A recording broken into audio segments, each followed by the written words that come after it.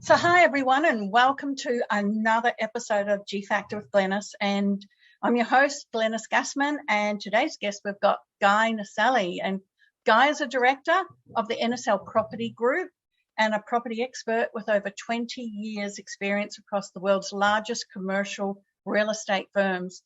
And he specializes in commercial sales and leasing and offers a tailored approach with his advisory services and all the facets in the property industry, you know, from vendors to purchasers or from landlords to tenants.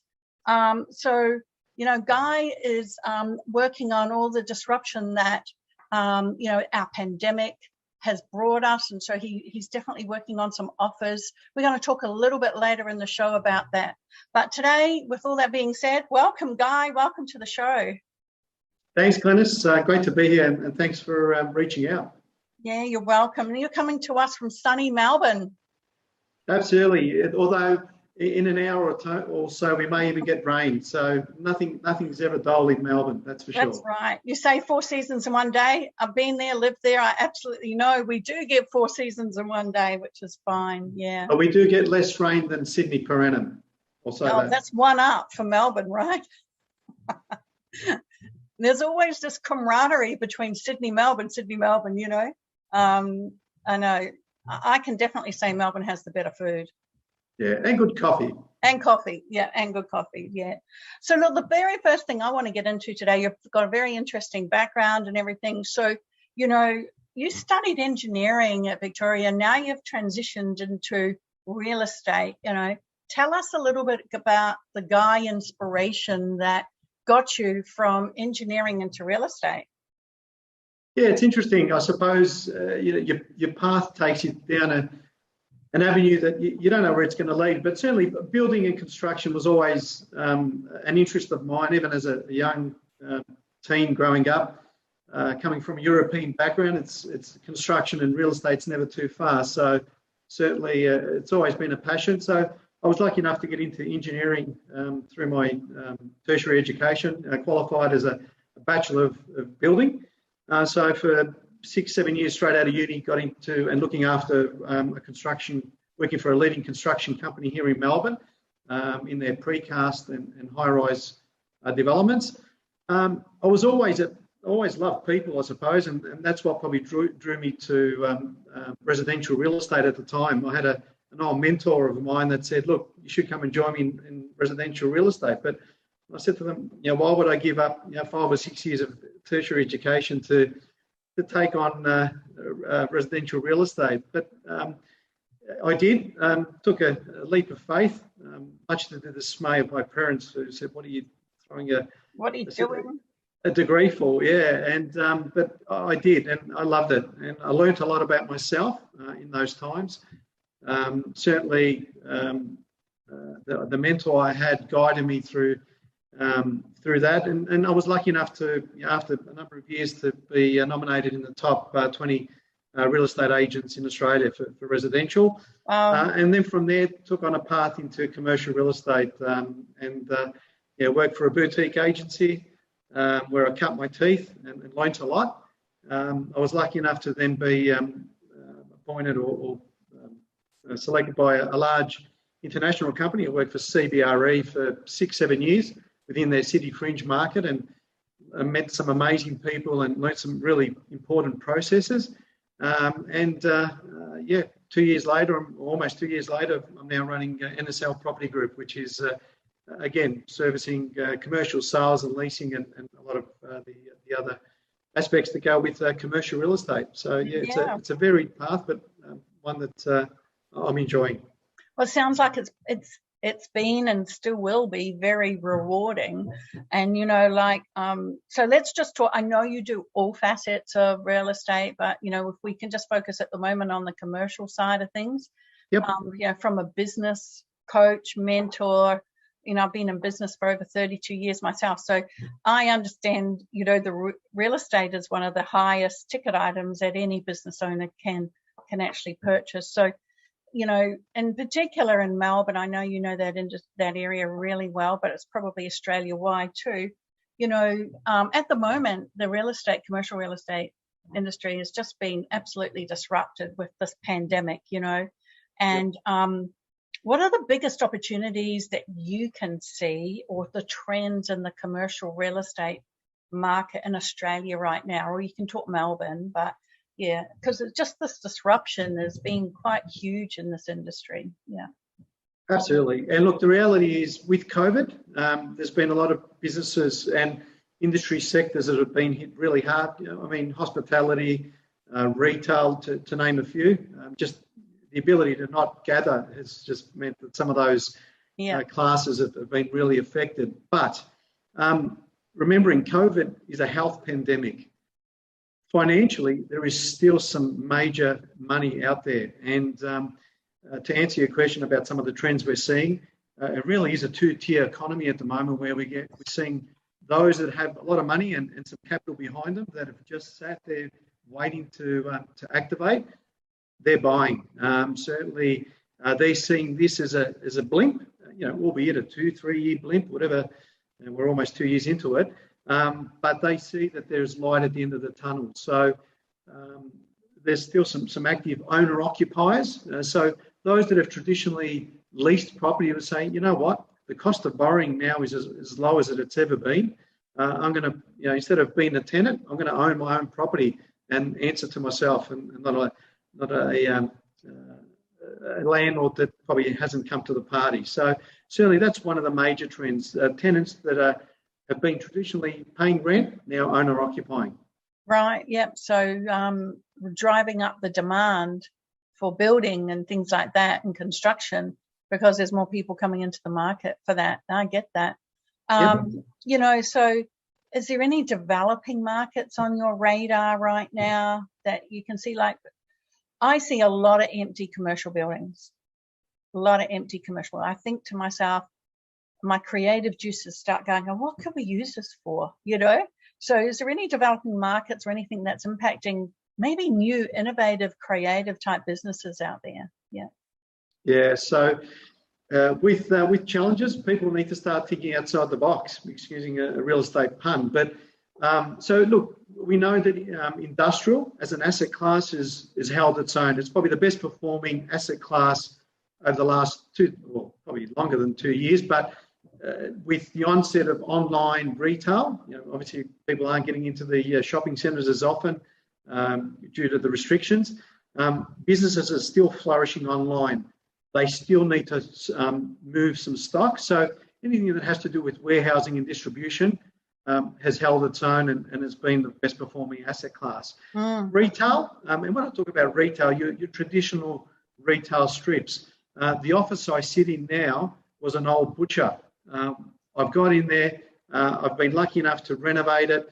We've turned it into an office and brought it back to something that would traditionally maybe what might have been in the city, but it's now within the city fringe, close to home, and still able to function as well as anything. So people are looking at these type of opportunities with a new set of eyes and how they can improve it.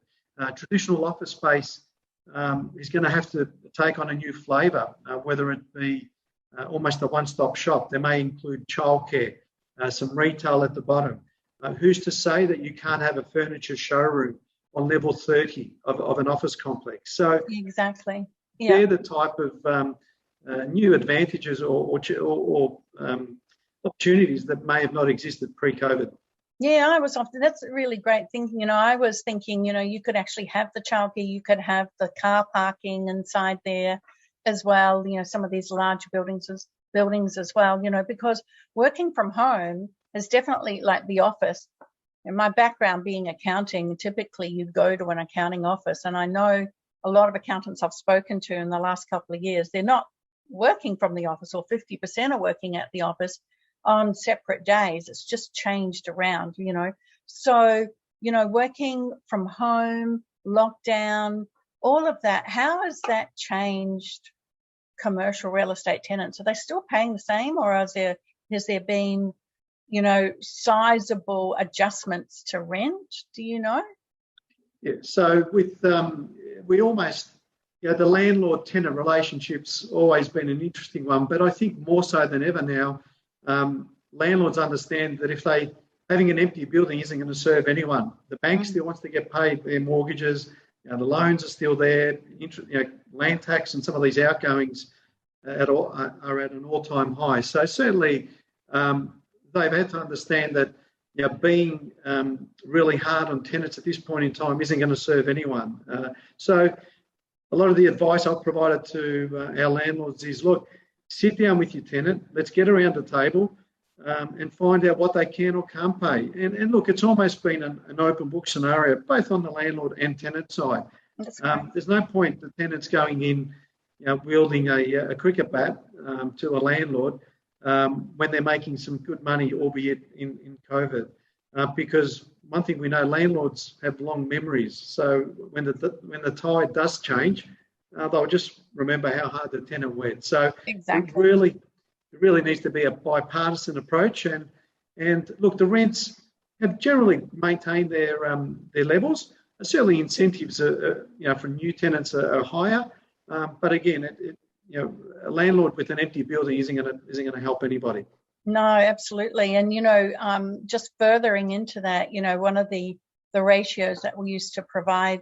So when I had my accounting practice for 15 years, we would always be looking at ratios from rent to sales and, looking at how we can grow businesses to ensure that the ratio stays within a particular margin. Now that's sort of like blown out the water. I'd imagine the benchmarks around Australia are going, oh, well, what's this new benchmark we've got to be, because it's changed. What advice do you give to business owners around metrics that they should be looking at around rent to sales ratios and things like that? Is there any new benchmarks coming out, or is there something like that you could provide to business owners? Look, the reality is that the benchmarks and traditional ratios are probably they're probably less effective in today's market. Let's be honest. I mean, so many businesses are operating remotely. So what a footprint that used to be workable many years ago, that's changed. One thing we have found is we're fielding a lot of inquiries from major clients, institutional clients and corporates that traditionally had a CBD base that say, look, you know what? The reality is I've got staff in the north of Melbourne, I've got staff in the west. That footprint that we needed in the CBD, we're going to look at really working with our teams and our employees to say, look, we'll give them an office, albeit in the north, and they'll almost become hubs. You know, we've got a government group at the moment that had a CBD base that said, look, if you can find me, I need to find 500 to 1,000 square metres for our key staff with plenty of car parking. So they've reviewed their current footprint and said, you know, going forward, we'd rather have 3 or 4 satellites across Melbourne rather than that central hub. Bring them all into the city. Yeah. Very interesting, isn't it? Be interesting to see, what do you see the effects of that being in the commercial real estate and the CBDs? Well, again, so it's going to change. It's going to change that landscape. So, again, like I mentioned earlier, some of these landlords within the CBD, they're just going to have to think creatively, a bit like the shopping centres have done for many years. You know, you look at, let's use Chadstone as a good example here in Melbourne, one of the largest shopping centres in the country. There's no reason why you can't have childcare, health. You're an accountant. You know, why not have accounting practices within a CBD location that covers all that? We're seeing automotive. You know, traditionally automotive used to be within the suburbs. Why not bring them into the CBD and have an outlet? Like, you know, it's a bit like going down Collins Street for your Prada or your Gucci bag. Why not look for a Tesla or a Porsche? So it's that mix of what we used to know as traditional retail. It's almost a blend of all coming into one. It's interesting you say, you know, having an accounting firm in the shopping centre. That's exactly what I did in 1983. Absolutely. Yeah, I was a little bit too ahead of my time, really, because people would, what's there an accountant doing, you know, on the edge of a shopping centre? But, you know, it worked for me. because what I was looking for was some business traffic, and it was in a great business area here in the south of Brisbane. But yeah, so and I do notice there's some lawyers going into some of these big lawyers firms are actually taking up little offices within the commercial shopping precincts as well. It would be quite good, actually, you know, driving down the main street of Melbourne and buying a car. It might be interesting, you know, interesting concept. Absolutely. Yeah, so it certainly won't be a traditional showroom as we know it, but because of the footprints so expensive, but they're almost these pop-up outlets for automotive. That's just a simple example, but I think gone are the days where you just have a shopping centre or you just have an office building. They talk about this whole omni-channel where you have a combination of all, and I think that's what people who are going to be shopping or being in the city are going to want. They're going to want an experience where it's almost a one-stop shop. Yeah, I agree, and they're doing that with online markets now as well. I noticed. You know, you go to Woolworths, you can buy stuff from Amazon, so it's happening everywhere now. Alrighty, so from a metrics point of view, it's really sitting down, having great communication conversations, and being able to negotiate something that works for both parties now, rather than anyone playing the heavy. You know, with these little co-working spaces that popped up, 10 or so years ago, could they be used for larger, because some of these little businesses are just working straight from home these days, could they be used for some larger commercial projects? Because they're already decked out. They are, and they provide a terrific balance between working from home and being in a traditional office space. One thing, getting back to your question about how's the whole COVID experience changed the balance between home life and work life. Yeah. Where some of the feedback we're getting at the moment is that people still want to be close to where they're living.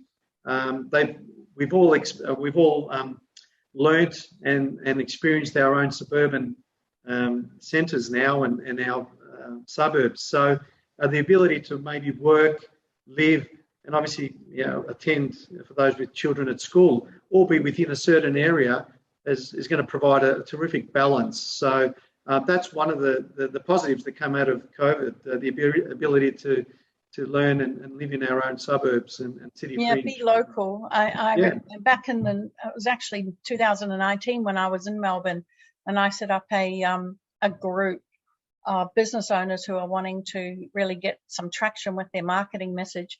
And we talked about, who their ideal target market was going to be. And we decided at that time that everybody needed to get more local. That was in 2019. I know COVID hadn't really hit because we'd started early. COVID didn't really get to us till early 2020. But if I can turn our attention now to non-commercial property, because I know that you're an expert across all of these fields, and we've been talking non-commercial. But, what do you think is the most important skill that when it comes to real estate in general, because there are mums and dads out there now, like as you said, they could be sitting on equity, some capital. They're looking for maybe some bargains, or they don't know where to look because they're looking long-term future as well. Like what can you say to them as far as boosting their skills up around real estate in general?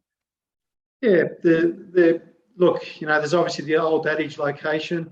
Location's important, but as we've seen over time, location and the ability for locations to grow and drive up in value changes. So I'm a big believer in keeping it simple when it comes to real estate investing. People often ask, what's the upside? So certainly something that has a little bit long-term potential. So certainly that's important. And security. The fundamentals around purchasing real estate remain the same. So if it's, if you're looking for, let's say, something that maybe has some development upside, so where you can go away, get some plans, permits drawn up, over time, it provides that flexibility.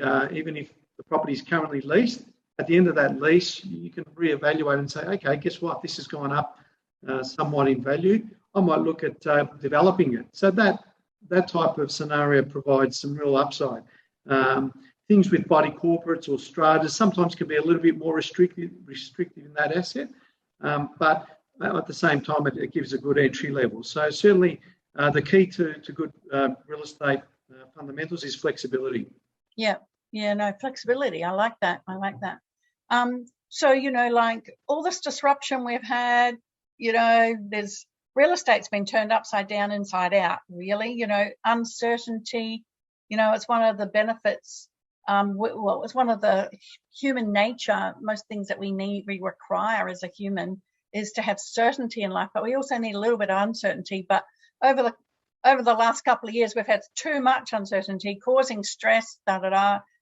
What do you do to keep, the high performing team? You must have a high performance team culture in NSL Property Group. What do you do to ensure that stays at the highest level? Yeah. So look, I'm pretty good at blocking noise. I made a pact to myself that I probably 2 years ago when it first started. I was going to block the noise in terms of the news and things like that. For me, I was feeling anxious, and like everybody, these numbers are skyrocketing. I'm a big believer in controlling the items I can control. So certainly putting the blinkers on, a bit like a greyhound, if you like, or a racehorse, blocking the external noise is important. I'm pretty fortunate. I'm self-driven and I'm a pretty persistent character. So the ability to keep activity levels, I regularly exercise. And exercise is a twofold benefit. Certainly there's the ability to keep fit and active and feeling good, but it's as much about the physical side of it as it is the mental. I know that if I haven't gone for a run or a walk for a couple of days, I'll start to get antsy, and that's, and that reflects in everything we do. So certainly the ability to exercise, keeping focused, waking up and thinking, okay, how am I going to make a difference to the business is what I'm doing, going to achieve a result. And look, I trying to disassociate or be around negative news or people as much as possible. Unfortunately, it's hard in this market, but I know that turning off some of those negative presses has been a big driver for me. So that's certainly a big thing. Culture is an interesting one. Culture is one that's inherent and it's harder to teach. That comes from within, really. I'm always a big believer to be authentic. Certainly, the old adage, my late grandfather used to say, just treat people the way you want to be treated. And that's pretty simple. So from that point of view, I think people forget that. But yeah, they're keeping it basic and remembering that there's always someone out there doing it harder than you are. So if you keep that into perspective, that tends to keep our feet pretty grounded. Yeah, no, I love it. I love all those things. You really have described what a very successful business owner has. Keeping things simple, blocking out all the negative, self-driven, outcome producing results. Looking after self as well, and being authentic. Authenticity is the highest attribute in my business, as well as integrity.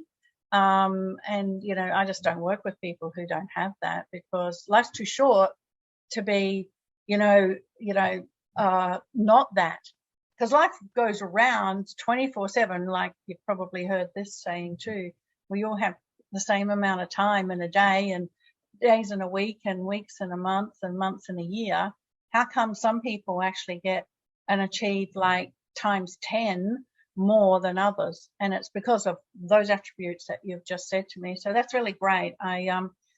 Culture, big thing, but it's I always say it's about who you're being, rather than you can't teach culture, like you said.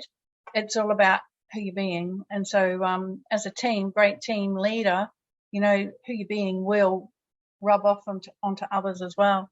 That's great. Well, you're offering, your community, your real estate, whether it's Melbourne or whether it's anywhere in Australia, I presume, some free valuations and advice around property, commercial property transactions, that sorts of things, and that's what you're working on. You've been gifting that away, for a while now. And so, I just want to throw this out there to all the listeners here today is that, if they want to get in touch with you, Guy, around all of this, if got something that's troubling them, whether they are a vendor, whether they are a landlord, whether they're a tenant, anything, they could contact you. And how do they do that? Yeah. Yeah, pretty simple. So the company's NSL Property Group. The website is probably the easiest, nslpropertygroup.com.au. Happy to share my number if people want to get in touch with me direct, discreetly, 0413 750 744. And I'm pretty active on LinkedIn, with obviously the name, and on Instagram. Sometimes people just want a chat or want to know what the property's worth in this market, given that there's been so much fluctuation. So reach out. Obviously, no obligation. We can provide some high-level numbers at a pretty quick turnaround. And the other parts of the business we do is obviously there's the transactional piece, which is the sales and leasing, but the advocacy. Sometimes we get owners that say, look, I'm sitting on a 500 square metre land or 1,000 square metre parcel of land. What can I do with it? And that's where we'll engage with other consultants and architects and the team behind me to walk through a solution, whether they decide to lease it, get plans and permits, or develop it. So absolutely, just reach out and happy to have a chat. Yeah, this is your tailored approach where you, whatever the problem is, you'll be able to find a solution for them. Yeah. Absolutely. If I can't answer it, I'll find someone that will. Yeah, I love it. Very resourceful. Now, the final and last question, Guy, is the G factor is a set of unique skills, experiences and disciplines that give you like an edge in being successful. So when you look back at what you've done over the years and where you are today, what's the one skill and discipline that you believe to be the most important to your success? What was your G factor? It's interesting. I had to think about that before. Probably as a kid, I suffered dyslexia. And one of the traits, there's a lot of things you can't do when you have dyslexia. But one of the things that does allow you to do is read the play and really to build on relationships. And if I had to nut down what real estate is, we transact and real estate and property is what we transact. But ultimately, it's a people's business. And one thing I've been able to do is really tap into relationships. And like I said, reading the play. So I believe that relationships come first and the deals will follow. So I think attention to detail, understanding people and dyslexia, and it's probably what set me apart and has given me the edge. I love it. It's a few words, but that's a summary. Yeah, that's great. Reading the play and relationships. Business is built on relationships. All business is built on relationships. It's not built on anything else. So that's great. Well, look, thank you so much for your time today. It's been a pleasure getting to know you, NSL Property Group, what you do, what you're doing for the community. Reach out if there's anything else there that you would need. And thank you so much for your time. And we wish you all the best in your future endeavours. Thanks, Glenys. I hope the team got something out of it and always happy to have a chat. Thank you so much. Wonderful. Thank you so much.